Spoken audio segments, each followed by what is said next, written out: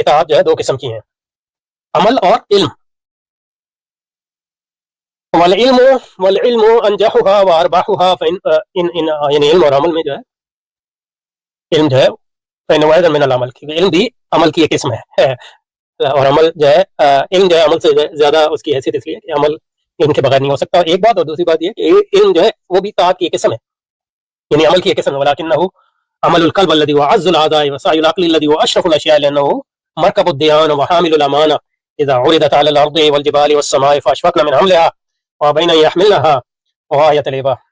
بہرحال ثم العلوم، پھر علم ثلاثہ، علم جو ہے تین قسم کے ہیں، یعنی کئی تقسیمیں. یہ ایک عقلی محض، یہ بھی اعتباری ہے، یہ تو نہیں ہو سکتا عقل جو ہے بالکل نہ ہو، اور عقلی محض میں بھی نقل ہوتی ہے اور نقلی محض میں بھی عقل ہوتی ہے، لیکن یہ کہ اعتباری لحاظ سے ریلیٹیولی دو قسموں میں تقسیم کیا اس کو حضرت نے. العلم